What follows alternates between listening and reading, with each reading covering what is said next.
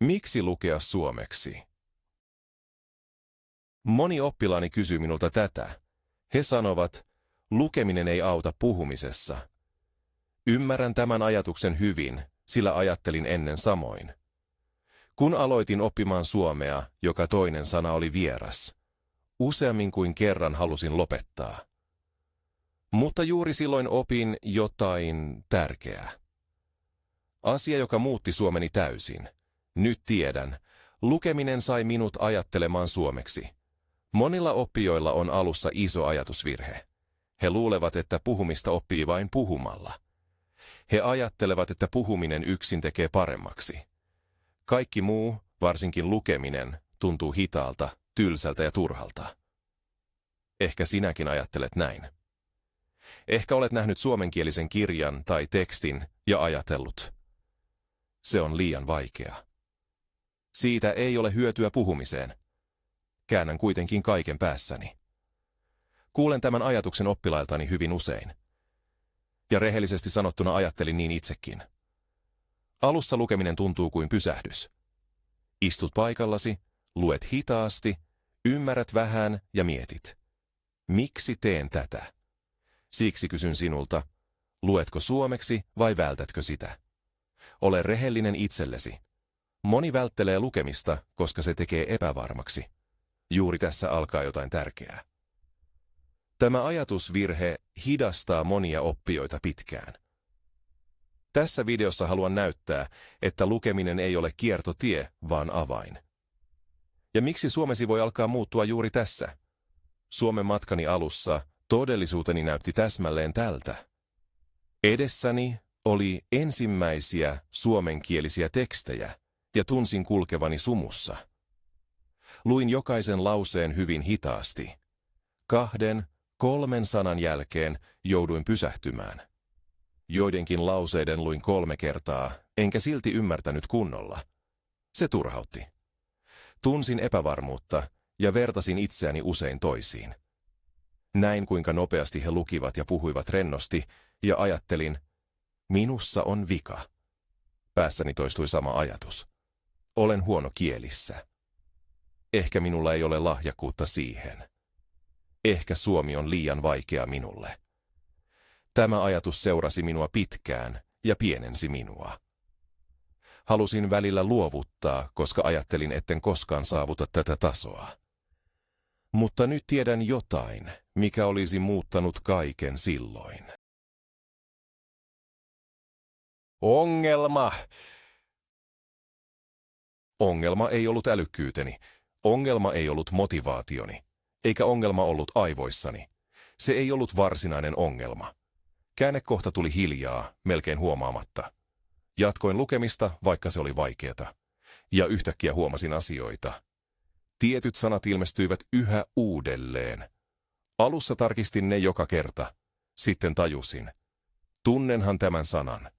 En enää tarvinnut sanakirjaa. Ymmärsin sen suoraan. Olinhan nähnyt sen usein. Juuri siinä aivot aloittavat jotain tärkeää. Ne alkavat tunnistaa kuvioita. Sanat eivät seiso yksin. Ne tulevat samoissa tilanteissa.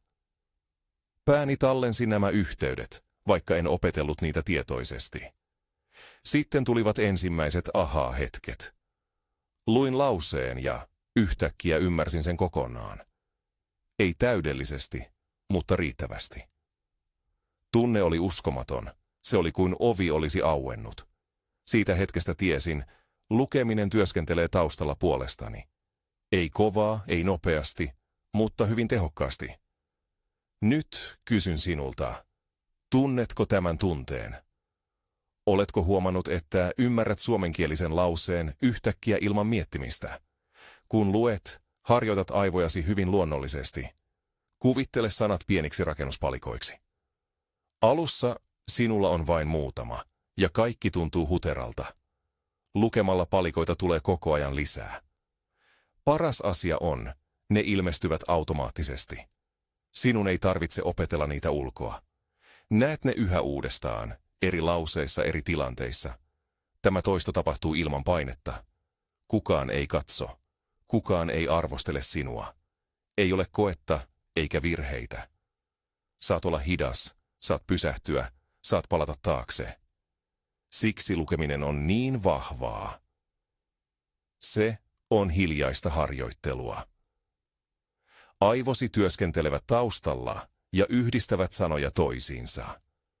Ne muistavat, mitkä sanat sopivat yhteen ja miten lauseet rakentuvat. Ja joskus tapahtuu jotain erityistä. Se vain tapahtuu. Kun puhut, nämä sanat vain ilmestyvät. Et usein tiedä miksi, mutta ne ovat siellä. Sinun tarvitsee kääntää vähemmän, miettiä vähemmän.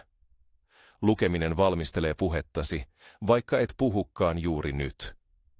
Se on kuin sisäinen treeni, joka tekee sinut askel askeleelta varmemmaksi, ilman stressiä tai pakkoa, mutta oikeasti. Jos luet säännöllisesti, sanavarastosi muuttuu hiljaa, mutta voimakkaasti. Alussa etsit jokaisen sanan päässäsi. Haluat sanoa jotakin, mutta lause jumittuu. Lukeminen tuo jotain muuta. Näet sanoja yhä uudelleen. Ei vain kerran, vaan 10, 20 kertaa. Eri lauseissa, eri tarinoissa. Aivosi muistavat nämä sanat, vaikka et opiskele niitä tietoisesti. Ja sitten eräänä päivänä huomaat sen arjessa. Haluat sanoa jotain, ja sana tuleekin yhtäkkiä. Et mieti pitkään. Et enää käännä sana sanalta. Lause tulee nopeammin. Juuri se tuo varmuutta. Muistan vielä hyvin hetken, kun sanoin ensimmäisen täyden lauseen pysähtymättä päässäni. Se ei ollut mitään erityistä, ihan tavallinen lause, mutta minulle se oli valtava askel. Tiesin, jokin on muuttunut. Eikä se tullut ulkoa opettelusta, vaan lukemisesta. Pidä tässä pieni tauko. Mieti suomen sanaa, joka oli ennen vaikea ja nyt tulee helpommin. Juuri siltä edistys tuntuu. Lukemalla opit kieliopin ilman, että se tuntuu kieliopilta. Et istu taulukoiden edessä, et opiskele pitkiä sääntöjä ulkoa. Näet kieltä sellaisena kuin sitä käytetään. Oikeissa lauseissa. Oikeissa teksteissä. Näet jatkuvasti talo, talon, talossa ja joskus vain tiedät, mikä kuulostaa oikealta. Et siksi, että osaisit selittää säännön, vaan koska tuntuma on oikea. Sama tapahtuu aikamuodoille. Luet, miten ihmiset puhuvat eilisestä, tästä päivästä tai huomisesta. Näet, miten verbit muuttuvat, aivan automaattisesti. Aivosi tallentavat nämä mallit ilman painetta. Kun myöhemmin puhut tai kirjoitat, tartut niihin. Täysin tiedostamatta. Iso ero on tämä. Taulukot ovat kylmiä. Ne selittävät, mutta jumittuvat päähän. Tekstit ovat eläviä. Ne näyttävät sinulle kieliopin liikkeessä. Yhä uudelleen, monissa muodoissa. Siksi se jää mieleen. Lukeminen on kuin hiljainen opettaja, joka kulkee vierelläsi ilman stressiä. Ajan kanssa lukemisessa tapahtuu vielä jotain tärkeää. Sisäinen äänesi muuttuu. Alussa luet ja käännät melkein jokaisen lauseen äidinkielellesi. Se vie voimaa ja väsyttää. Mutta mitä enemmän luet, sitä useammin käännös jää pois. Ymmärrät lauseen suoraan. Ilman mutkaa. Päässäsi syntyy kokonaisia lauseita suomeksi, ei yksittäisiä sanoja. Juuri täällä alkaa läpimurto. Huomaat äkkiä, että et enää hallitse kaikkea. Kieli kulkee osan matkaa omillaan. Kun haluat myöhemmin puhua, sinun ei tarvitse rakentaa kaikkea uudestaan. Rakenne on jo valmiina. Ajattelu rauhoittuu. Puhuminen sujuu paremmin. Lukeminen on paikka, jossa suomi hitaasti muuttuu sisäiseksi kieleksesi. Ei kovaa, ei näkyvästi, mutta hyvin vahvasti.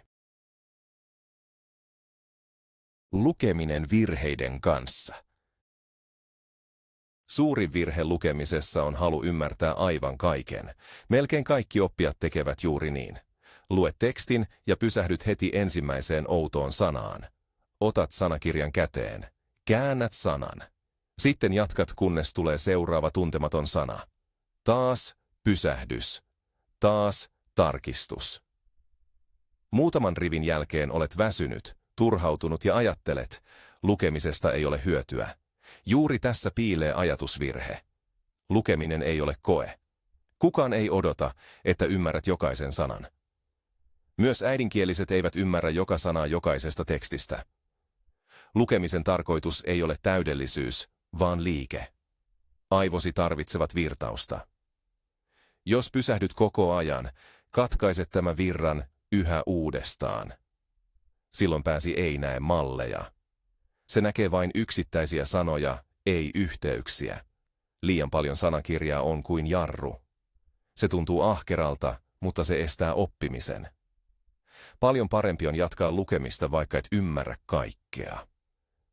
Usein seuraava lause selittää sanan itse.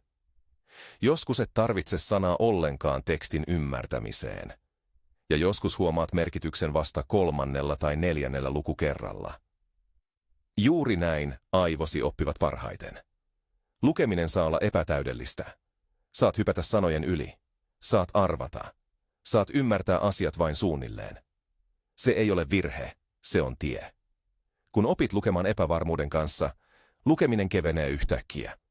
Pysy tekstissä pidempään. Stressi vähenee ja sanavarastosi kasvaa silti. Ehkä jopa nopeammin. Hyvä vinkki on, älä kysy, mitä jokainen sana tarkoittaa, vaan mistä tässä puhutaan. Jos voit vastata siihen, olet ymmärtänyt tarpeeksi. Sanakirjan voit säästää 1 tai 2 tärkeälle sanalle lopuksi. Ei jokaiselle pienelle yksityiskohdalle. Lukeminen on kuin kävely, ei kompastelu. Mitä sujuvammin kävelet, sitä pidemmälle pääset. Kun päästät irti tästä yhdestä virheestä, koko lukemisesi muuttuu. Ja juuri silloin alkaa oikea oppiminen. Oikein lukeminen ei tarkoita paljon lukemista, vaan hyvää lukemista.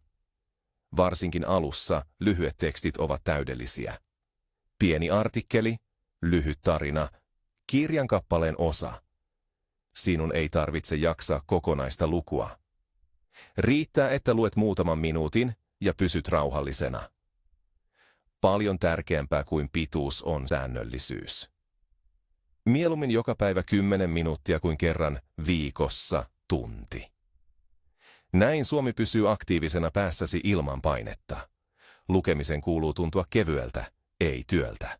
Aseta aina pieni tavoite. Esimerkiksi, tänään luen 1 sivun, tai luen tämän tekstin loppuun pysähtymättä. Kun saavutat tavoitteen, se on onnistuminen. Juuri nämä pienet onnistumiset pitävät motivaation.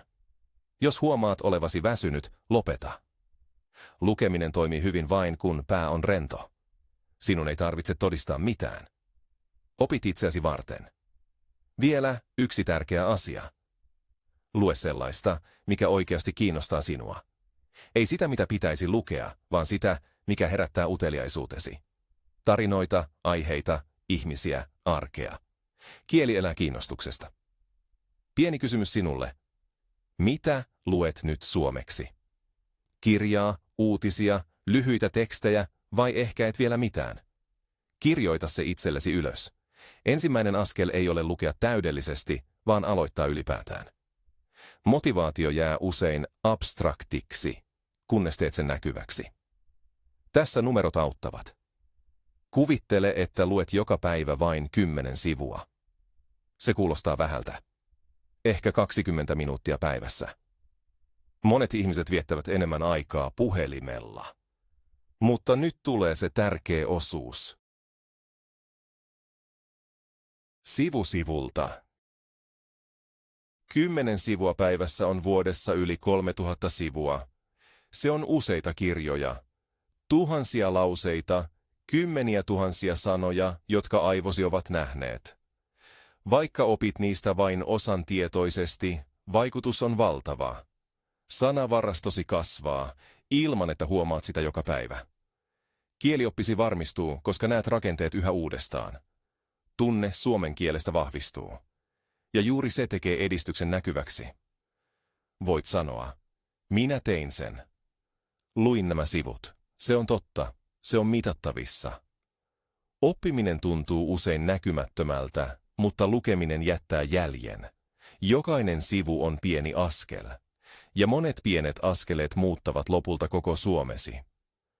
Kun alat nähdä edistystä näin, motivaatio ei ole vain tunne, vaan konkreettinen voima.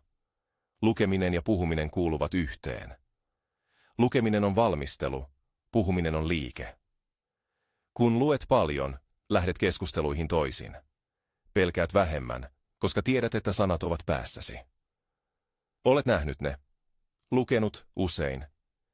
Ehkä kuullutkin hiljaa. Siksi tunnet olosi varmemmaksi, vaikka vielä teet virheitä.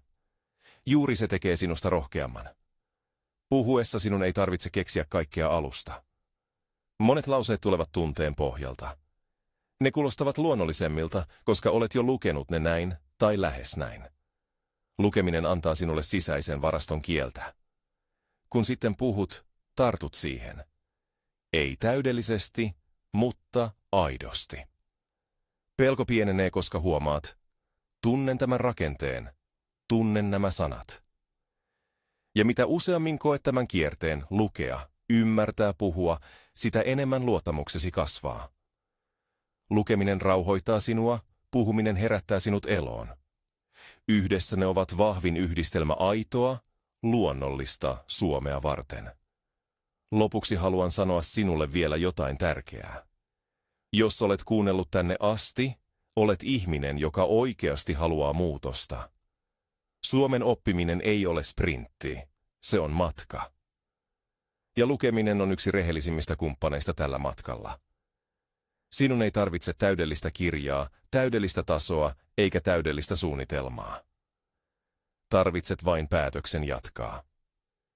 1 sivu tänään, ehkä 2 huomenna. Ja jonain päivänä huomaat, että jokin on muuttunut. Ei äkkiä, vaan hiljaa. Sanat tulevat nopeammin. Lauseet tuntuvat oikeammilta. Keskustelut pelottavat vähemmän. Juuri se on todellista oppimista. Jos tämä video auttoi sinua, kirjoita kommentteihin, mitä luet nyt suomeksi tai mitä haluaisit lukea. Se motivoi paitsi minua myös muita oppijoita. Jos sinulla on kysymyksiä tai olet epävarma, kirjoita nekin alas. Luen kaiken. Jos haluat, että useampi löytää tämän polun, anna videolle tykkäys ja jaa se jollekin, joka opiskelee suomea. Äläkä unohda tilata kanavaa, jos haluat lisää rauhallisia, rehellisiä vinkkejä suomen oppimiseen. Kuljen mielelläni rinnallasi. Muista, jokainen sivu on tärkeä, jokainen sana on tärkeä, ja olet pidemmällä kuin uskot. Jatka, pysy uteliaana ja luota omaan tiehesi.